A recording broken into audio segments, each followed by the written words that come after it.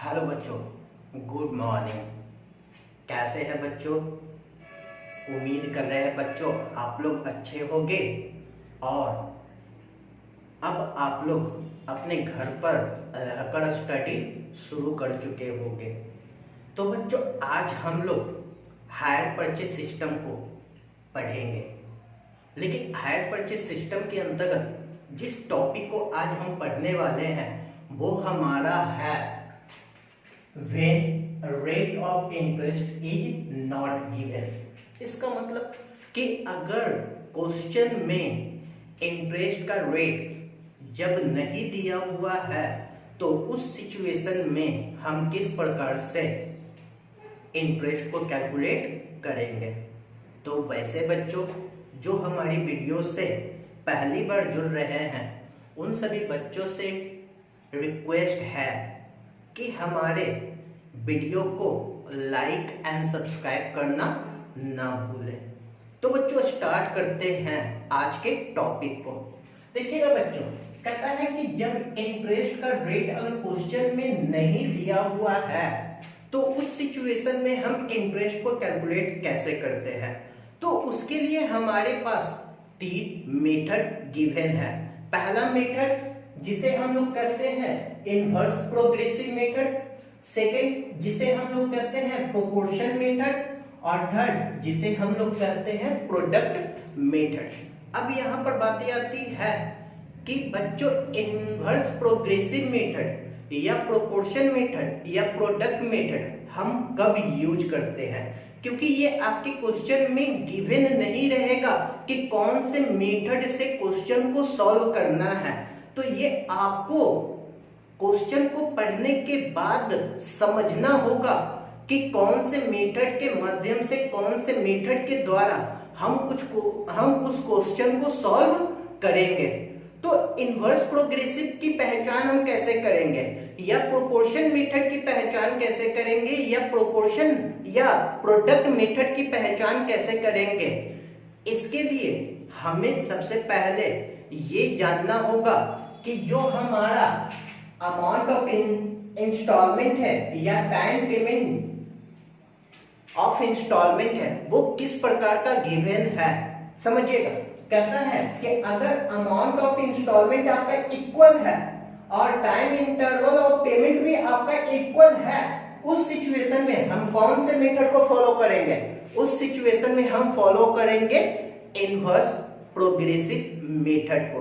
फिर सेकंड समझिएगा, अगर इंस्टॉलमेंट का अमाउंट आपका अनइक्वल है, इंस्टॉलमेंट का अमाउंट आपका अनइक्वल है, लेकिन पेमेंट का जो टाइम इंटरवल है, पेमेंट का जो टाइम इंटरवल है वो इक्वल है, तब हम कौन से मेथड को फॉलो करेंगे, तब हम फॉलो करेंगे प्रोपोर्शन मेथड को।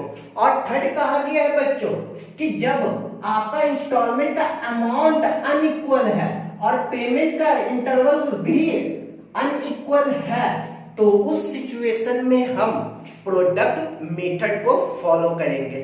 फिर से समझने का काम कीजिएगा बच्चों, ये क्वेश्चन में आपके गिवन नहीं रहेंगे। आपको ये देखना होगा कि टाइम इंटरवल ऑफ पेमेंट और साथ ही साथ अमाउंट ऑफ इंस्टॉलमेंट वो कैसा है। अगर वो दोनों इक्वल है तब इनवर्स प्रोग्रेसिव मेथड को फॉलो कीजिएगा। अगर इंस्टॉलमेंट का अमाउंट इक्वल अनइक्वल है और पेमेंट का इंटरवल आपका इक्वल है तब हम कौन से मेथड को फॉलो करेंगे, प्रोपोर्शन मेथड को। और उसी प्रकार अगर इंस्टॉलमेंट का अमाउंट भी अनइक्वल है और पेमेंट का इंटरवल भी आपका क्या है, अनइक्वल है, तो उस सिचुएशन में हम फॉलो करेंगे कौन से मेथड को, प्रोडक्ट मेथड को। बच्चों इसे हम एक क्वेश्चन के द्वारा सॉल्व करते हैं कि कैसे हम समझेंगे कि अमाउंट या टाइम इंटरवल मेरा इक्वल है या अनइक्वल है। समझने का काम कीजिएगा। देखिएगा, कहता है the cash price of A machine which is sold on hire purchase system on 1 January 2015 is ₹50,000। इसका मतलब कि मशीन का कैश प्राइस कितना है, 50,000 है, कोई दिक्कत नहीं है। कहता है ₹10,000 आर पेड डाउन, यानी डाउन पेमेंट कितना किया गया है, डाउन पेमेंट 10,000 किया गया, ये भी समझ में आ रहा है।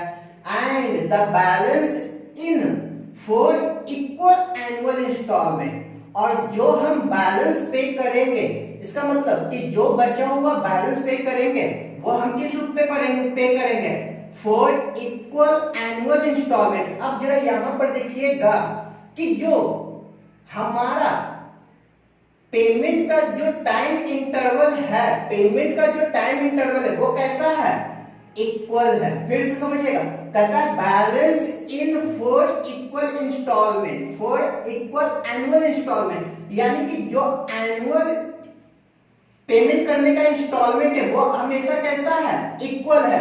यानी चार सालों में आपको प्रत्येक साल आपको क्या करना होगा, पेमेंट करना होगा। तो जो आपका पेमेंट का इंस्टॉलमेंट है, पेमेंट का जो टाइम पीरियड है वो इक्वल है या अनइक्वल है, तो वो आपके पेमेंट के टाइम पीरियड इक्वल है। फिर आगे कहता है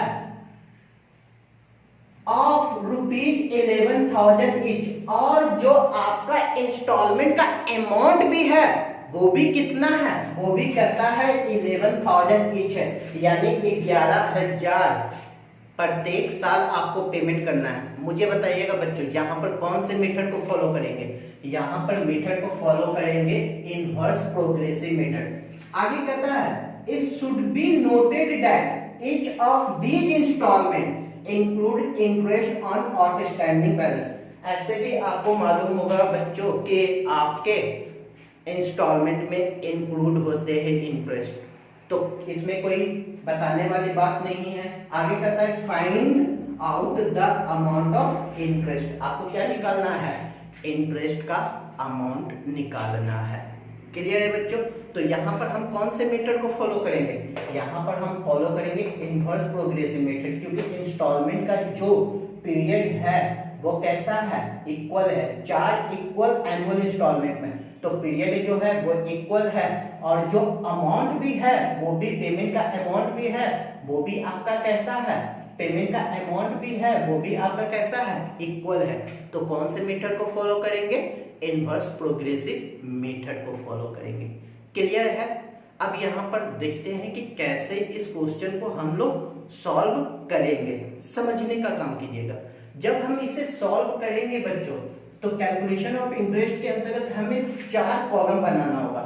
एक कॉलम इंस्टॉलमेंट का होगा, सेकंड कॉलम आउटस्टैंडिंग इंस्टॉलमेंट का होगा, थर्ड होगा हमारा रेशियो का, और फोर्थ होगा हमारा इंटरेस्ट का।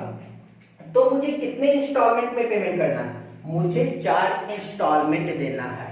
पहला first instalment, second instalment, third instalment, और हमारे को कितना इंस्टॉलमेंट दे देना है, 4 इंस्टॉलमेंट। ये 4 इंस्टॉलमेंट हमें देना है, ध्यान से समझिएगा बच्चों। सेकेंड कॉलम कहता है नंबर ऑफ आउटस्टैंडिंग इंस्टॉलमेंट। मेरे को बताइएगा, अगर मैं फर्स्ट इंस्टॉलमेंट में आता हूं, पहले साल अगर मैं आता हूं, तो मुझे कितने साल का इंटरेस्ट या मुझे कितने साल का आउटस्टैंडिंग इंस्टॉलमेंट मेरे ऊपर ड्यूज होगा।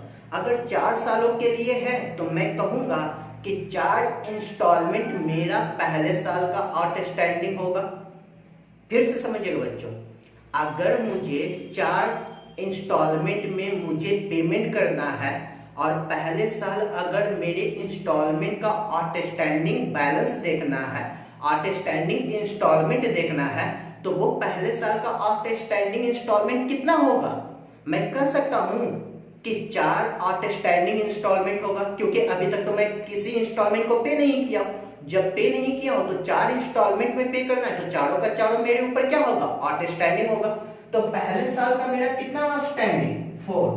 अगर मैं पहले साल में एक इंस्टॉलमेंट पे कर दूं तो सेकेंड ईयर का मेरा कितना इंस्टॉलमेंट आउटस्टैंडिंग, 3। अगर सेकेंड ईयर का भी फिर एक पे कर दूं तो थर्ड ईयर का आउटस्टैंडिंग कितना, 2। और सेकेंड ईयर में भी अगर थर्ड ईयर में भी मैं पे कर दूं तो फिर मेरा आउटस्टैंडिंग इंस्टॉलमेंट फोर्थ ईयर में कितना बचेगा, 1। यानी टोटल अगर आउटस्टैंडिंग इंस्टॉलमेंट को देखा जाए तो मेरे पास कितने हो गए, 10 हो गए।